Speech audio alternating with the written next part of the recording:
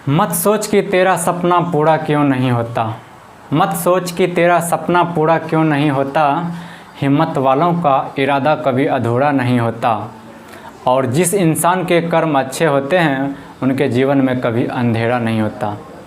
जय हिंद मेरे प्यारे दोस्तों, भास्कर जॉब एकेडमी में आपका स्वागत है। मैं हूं अग्रवाल सर और आज लेके आया हूं परसेंटेज का अगला नेचर। परसेंटेज का 2 नेचर जो मैंने शुरुआत में ही पढ़ा दिया था, पास और फेल पर आधारित प्रश्न और एक चुनाव वाला, वो आपको नेचर हो गया 14 और 15।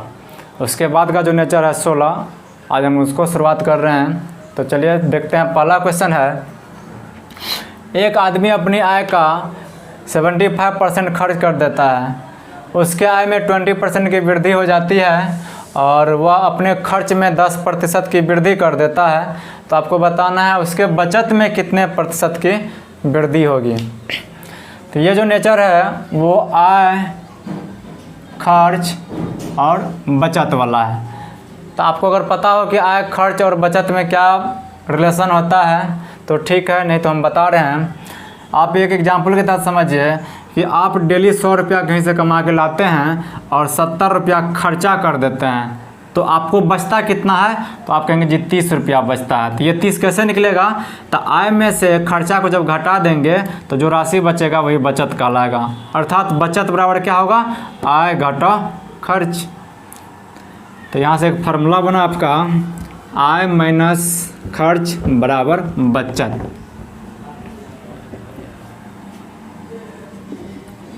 आय घटा खर्च बराबर बचत, ये फार्मूला होता है। अब इस फार्मूला को आप ड्राइव करके 3 फार्मूला बना सकते हैं कि खर्च बराबर क्या होगा और बचत बराबर क्या होगा। चलिए, अभी फ़िलहाल हमारा सवाल था कि बचत में कितने का बदला होगा, इसलिए बचत का फार्मूला लिखे हैं। भले इसको राइट साइड में लिखे हैं लेकिन बचत का ये फार्मूला है कि बचत बराबर आय घटा खर्च। ठीक, अब है कि एक आदमी अपनी आय का, यानी कि जितना भी आय है उसका 75% खर्च कर देता है। अगर आप मानते हैं कि माना कि आय 100 है तो आय का 75% खर्च, तो 100 का 75 निकालिएगा तो 75 होगा। इतना खर्च कर देगा तो बचेगा कितना? तो माइनस कर दीजिए तो 25। ठीक, उसके बाद बोला जा रहा है कि उसके आय में 20% का वृद्धि हो गया है। इसमें अगर आप 20% का वृद्धि करिएगा तो नया आय निकल के आएगा 120 और खर्च में 10% का वृद्धि हो रहा है। इसका जब 10% वृद्धि निकालिएगा तो बस मामला यहीं पे फंस रहा है।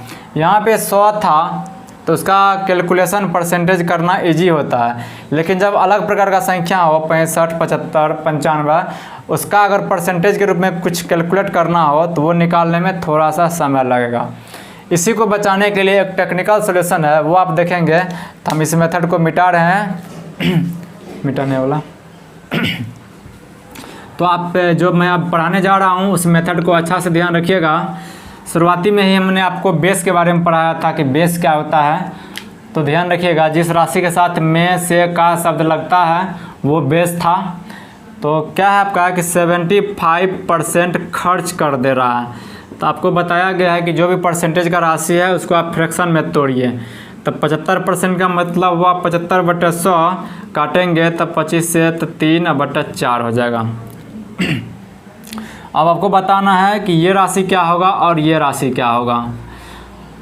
बोलिए, 75% खर्च करता है तो किसका 75%? तो अपनी आय का लग गया आय में, अर्थात ये राशि को हम आय मान लेंगे। माना कि हमारा आय 4 इकाई है तो खर्चा कितना करेगा? उसका 75%। तो 4 का 75% निकालिएगा तो कितना निकल के आएगा? 3 निकल के आएगा। और ये कौन सा राशि होगा? ये खर्च हो जाएगा। आय मालूम है, खर्च मालूम है, इसीलिए आप बताइए बचत क्या होगा। तो बचत बराबर होता है आय माइनस खर्च। तो 4 - 3 बराबर 1 बचेगा। एक अच्छा सा बात बोल रहे हैं नोट्स के रूप में, आप उन्हें याद रखेंगे। जब राशि रेशियो के रूप में हो, रेशियो का मतलब भागा होता है, तो ये रेशियो ही है। जब राशि रेशियो के रूप में दिया हुआ रहे और उस पर परसेंटेज का मान कैलकुलेट करना हो तो आप उस रेशियो को 100 से मल्टीपल करके तब सॉल्व करिएगा। जैसे कि माना कि आय 4 है और यहाँ पे खर्च 3 है तो बचत आपको निकल रहा है 1। तो यहाँ पे आप करेंगे क्या? मान लीजिएगा कि आय 400 है, खर्च 300 है, तो बचत कितना होगा 100 होगा। बोले तो 100 से अंश और हर में गुना कर लीजिएगा, या तो यहाँ पे गुना करिए या यहाँ पे डायरेक्ट गुना करके लिख दीजिए। इस नोट को याद रखिए, जब भी दो राशि रेशियो के रूप में दिया हुआ रहे और उसमें प्रतिशत के रूप में कमी या वृद्धि करना हो, अर्थात परसेंटेज का मान कैलकुलेट करना हो, तो उस राशि को आप 100 से मल्टीपल कर लीजिएगा और उतना मान लीजिएगा। अर्थात आय माना कि 400 है, खर्च माना कि 300 है, घटा दीजिए तो 100। अब इस पर आपको कैलकुलेट करना बड़ा ही ईजी होगा। तो अब हमारा सवाल है कि उसके आय में 20% की वृद्धि हो जाती है। आय 400 है, 20% का वृद्धि करिएगा। तो देखिए 20% वृद्धि का क्या मतलब हुआ, 100 में 20, तो 100 में 20 तो 400 में कितना, तो 20 का 80, आप कहेंगे 80 का वृद्धि हो जाएगा, तो हो कितना जाएगा, तो 480 हो जाएगा। ठीक, और यहाँ पे खर्च में क्या हो रहा है, तो 10% का वृद्धि, 10% का वृद्धि हो रहा है। तो बताइए 300 का 10% वृद्धि कितना हो जाएगा, तो 30 हो जाएगा। 30 बढ़ जाएगा तो हो कितना जाएगा, तो 300 + 30 = 330।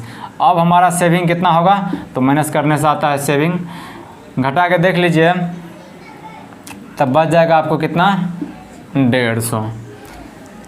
तो बोल रहा है कि उसके बचत में कितने प्रतिशत की वृद्धि होगी। ये तो था आपका प्रारंभिक, और ये निकल के आया नया या अंतिम, ये माना गया है। तो रियल में खर्चा बचत था कितना, 100, और ये दोनों कैलकुलेट होने के बाद हमारा बचत कितना हो गया, तो 150। कितने का वृद्धि हुआ, 50 का वृद्धि हुआ। कितना में 50 का वृद्धि, तो आप कहेंगे जी 100 में, और 100 में जितना वृद्धि हो उसे वृद्धि प्रतिशत कहते हैं। तो अर्थात हमारा आंसर कितना हो गया, तो बचत में 50% का वृद्धि हो गया। क्लियर है, नोट जो हम बोले हैं उनको आप याद रखिएगा। चलिए बढ़ते हैं क्वेश्चन नंबर अगला 2 की तरफ। क्वेश्चन नंबर 2 है, एक आदमी अपनी आय का 60% खर्च करता है। अगर इसकी आय 15% बढ़ जाए और खर्च 15% बढ़ जाए तो उसकी बचत में कितने प्रतिशत परिवर्तन होगा, ये आपको बताना है। तो चलिए, कितना खर्च करता है, तो 60% अपनी आय का। तो आप इस 60% को फ्रैक्शन में बदलिए, तो 60/100, 20 से काटिएगा तो ऊपर में 3 होगा, नीचे में 5 होगा। तो हम लोग क्या कर लेंगे, 100 से मल्टीपल कर लेंगे। इसको क्या मानेंगे, माना कि आय 500 है, तो तब ना खर्चा कितना होगा, तो खर्चा होगा उसका 60%, बोले तो कितना, 300, ये इसका खर्चा हो जाएगा। तो बताइए सेविंग बचत कितना होगा, तो आप कहेंगे जी 200 का, वो हम यहाँ पर नहीं लिख रहे हैं, यहाँ पर हल कर रहे हैं। आय माइनस खर्च बराबर बचत होता है। माना कि प्रारंभिक आय 500 है, तो खर्चा कितना होगा, उसका 60%, बोले तो 300, तो उसका बचत कितना हो जाएगा, तो 500 - 300 200। अब नया में होता क्या है कि उसकी आय में 15% की बढ़ोतरी हो जाती है। तब बोलिए 500 है, 15% बढ़ जाएगा तो कितना हो जाएगा, 15% का अर्थ क्या, 15% का अर्थ है अगर 100 होता तो 15 बढ़ता, तो 100 है तो 15, यानी कि प्रत्येक 100 में 15 बढ़ेगा। तब 500 में कितना, 5 को 100 है, तो 5 बार 15, तो कितना हो जाएगा, 15 × 5 = 75 का वृद्धि हो जाएगा। तो हो कितना जाएगा, 575। इसी प्रकार से यहाँ पे सोचिए, खर्चा में भी 15% का बढ़ोतरी है, तो 15 × 3 = 45 का वृद्धि होगा, इतना हो जाएगा। घटा लीजिए, तो इनको जब आप घटाएंगे तो घटा के बचेगा 230। तो बचत में क्या परिवर्तन हुआ, तो बचत आपको बढ़ गया, कितना बढ़ गया, तो 30 बढ़ गया। कितना में 30, 200 में।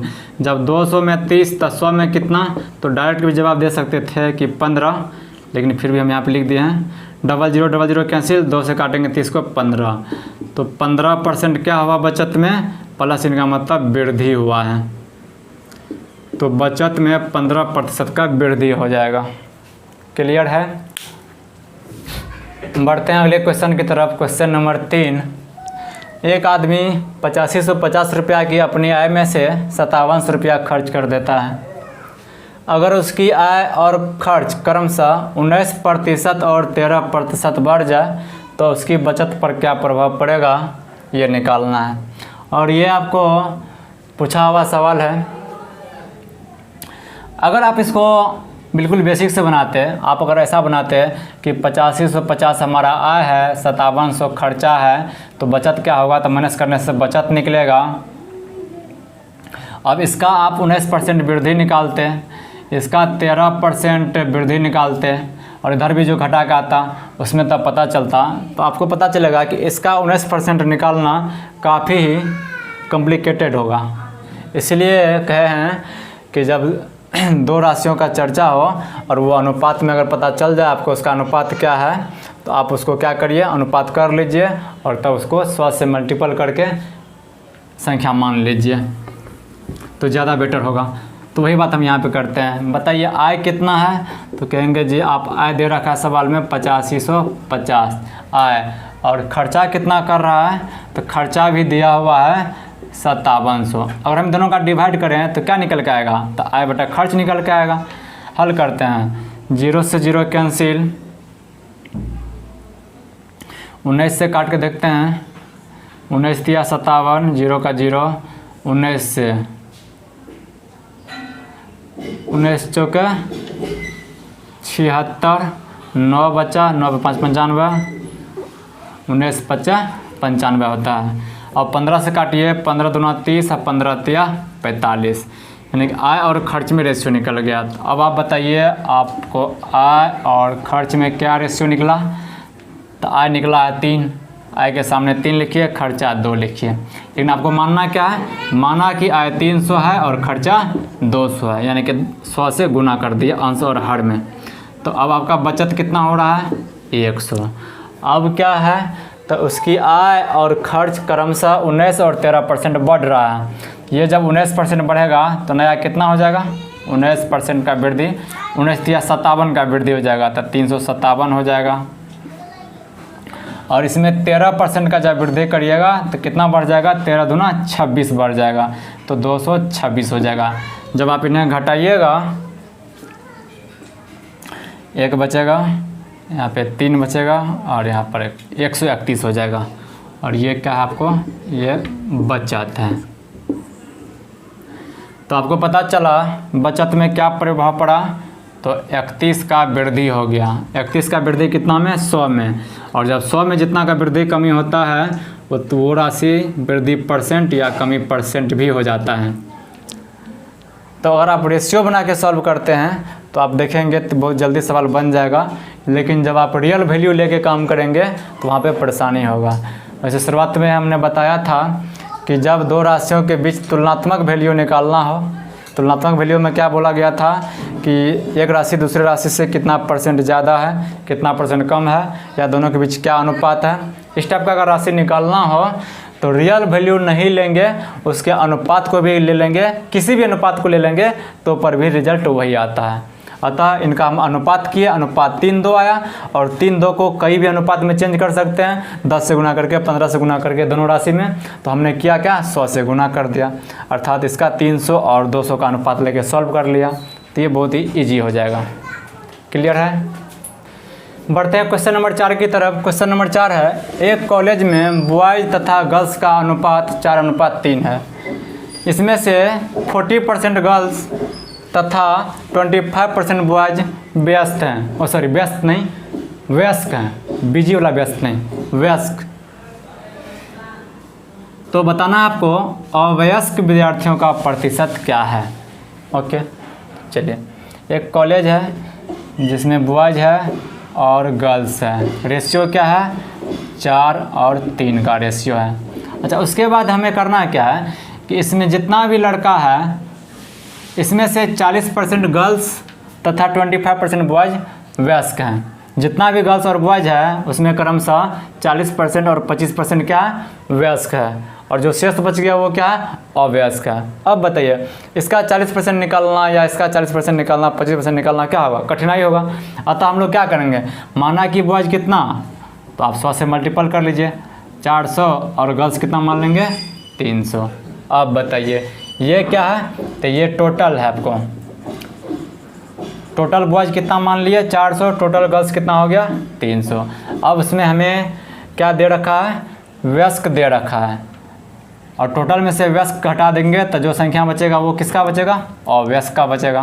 तो अव्यस्क निकालने का दो उपाय कि टोटल होता है परसेंटेज में 100 में से 40 घटाएंगे तो 60, ऐसे भी निकाल सकते हैं या डायरेक्ट निकाल लेते हैं। चलिए व्यस्क निकालते हैं। 40% गर्ल्स, तो यहाँ पे लिखा हुआ गर्ल्स, तो निकालिए आप इसका 40% गर्ल्स और 25% बॉयज़, और 25% बॉयज़ क्या है तो व्यस्क हैं। तो 400 का 25%, तब 25 चौका 100, 100 निकल के आएगा। और 300 का 40%, 40 तिया 120 होगा। यहाँ पे हम 400 में 100 जोड़े नहीं, क्योंकि वृद्धि नहीं हो रहा। जितना भी राशि है उसका 25% व्यस्क है, तो उतना का 25% निकालना पड़ेगा। सवाल को बार बार पढ़िए, फिर आपको समझ में आएगा धीरे धीरे। ये व्यस्क हो गया, इसीलिए अव्यस्क।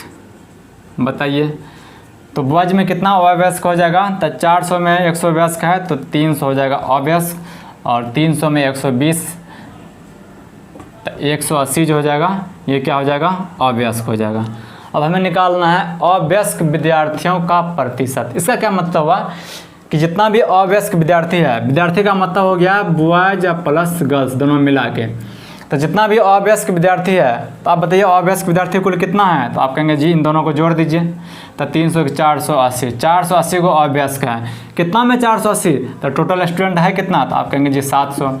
700 में 480 को अव्यस्क है, तो प्रतिशत निकालना है, इसका मतलब 100 में कितना होगा बताइए। तो बताइए, इसीलिए अव्यस्क विद्यार्थियों का प्रतिशत, तो 480 अव्यस्क है 700 में, इसीलिए 100 में कितना, परसेंटेज के लिए 100 से गुना हुआ, 00 से 00 कैंसिल, 480/7, 7 से भगा दीजिए, 7 छः का 42, 6 बचा, 6 बजे 60, 7 8 56, 4 60/7। इतना परसेंट स्टूडेंट जो है वो क्या है आपका, तो अव्यस्क है। क्लियर। बढ़ते हैं लास्ट क्वेश्चन की तरफ, इस नेचर का लास्ट क्वेश्चन, क्वेश्चन नंबर 5। बढ़ते हैं अगले क्वेश्चन की तरफ, क्वेश्चन नंबर 5, और इस नेचर का लास्ट क्वेश्चन होगा। तो चलिए देखते हैं। एक परीक्षा में 900 लड़कियां तथा 1100 लड़के बैठे, इनमें से 40% लड़कियां तथा 50% लड़के पास हुए, तो आपको निकालना है कुल कितने परसेंट विद्यार्थी फेल रहे हैं। पास दिया हुआ है तो फेल निकल ही जाएगा टोटल में से घटाने पर। तो चलिए लड़कियां, गर्ल्स और बॉयज़, टोटल गर्ल्स कितना है 900, टोटल बॉयज़ कितना है 1100। आपको यहाँ पर रेशियो बनाने का आवश्यकता नहीं है, क्योंकि रेशियो बनाने के बाद 9 11 आएगा और फिर आप 100 से मल्टीपल करेंगे तो 900 1100 हो जाएगा। यानी कि ये 100 के मल्टीपल के फॉर्म में सवाल में दिया हुआ ही है, इन्हें कुछ नहीं करना, इसी पे कैलकुलेट कर देना है। इनमें 40% लड़कियाँ, 40% लड़कियाँ और 50% लड़के क्या हुए हैं, तब पास हुए हैं। यहाँ से हम एक चीज़ सिखाते हैं। बताइए जितना भी लड़की है उसमें 40% पास हुआ तो फेल कितना हो गया, तो आप कहेंगे जी 60% लड़की फेल है, तो डायरेक्ट हम फेल निकाल लेते हैं, पास निकालने का कोई जरूरी नहीं है। 50% लड़का पास हुआ है, जितना लड़का था उसमें 50% पास हुआ, तो उसका कितना बाकी रह गया, तो 50% फेल भी बाकी रह गया। तो चलिए हल करते हैं। 900 का 60%, 9 6 के 54, 540, और 1100 का 50% का मतलब आधा होता है, 11 5 55। तो निकालना है कुल कितने परसेंट विद्यार्थी फेल रहे। तो कुल फेल पहले बताइए आप, तो कुल फेल के लिए लड़का लड़की को जोड़ना पड़ेगा, 5 5 1090, 1090 को विद्यार्थी फेल है। कितना में, तो कुल लड़का और लड़की मिला के टोटल स्टूडेंट है कितना, उस परीक्षा में कितना बैठा हुआ है, तो जोड़ना पड़ेगा। 11 9 20, 2000 विद्यार्थियों में कितने विद्यार्थी फेल हुए हैं, तो 1090। यहाँ पे आपको कमी या वृद्धि नहीं निकालना है, निकालना क्या है कि कितने परसेंट फेल हुए, यानी कि फेल स्टूडेंट का परसेंटेज निकालना है। तो 1090 फेल हुए हैं कितना में, तो 2000 में, इसीलिए 100 में कितना। इन्हें सॉल्व कर दीजिए, आंसर आ जाएगा 3 0, ये 2 और 1 मिला के कट जाएगा। 100/2 का मतलब कितना हो जाएगा 54.5%। इन्हीं 5 क्वेश्चन के साथ हमारा नेचर 16 ख़त्म हुआ। फिर कल मिलते हैं अगला नेचर के साथ। तब तक के लिए धन्यवाद। खुश रहिए, सवाल को बनाते रहिए और ज़्यादा से ज़्यादा प्रैक्टिस करिए। लैंग्वेज वाला सवाल में होता है क्या है कि लैंग्वेज को सीखने का एक ही तरीका है कि आप सवाल को 5 से 7 बार बनाइए, बार बार बनाइए। आपको पता चलेगा कि 7 से 8 दिन में आपको सवाल समझ में आने लगेगा। लेकिन एकाग्र होकर पढ़िएगा तब। ऐसा नहीं कि अगल बगल में मोबाइल चला के छोड़ दिए, कभी बार बार मैसेज देखते हैं किसका मैसेज आया, ये सब नहीं। मोबाइल को आप 1 घंटा के लिए स्विच ऑफ ही कर दीजिए, ज़्यादा बेटर है। और 5 से 6 बार सवाल को पढ़िए, बार बार पढ़िए, बार बार पढ़िए। पक्का यही एक उपाय है कि लैंग्वेज वाला सवाल को समझने का, और कोई उपाय नहीं है।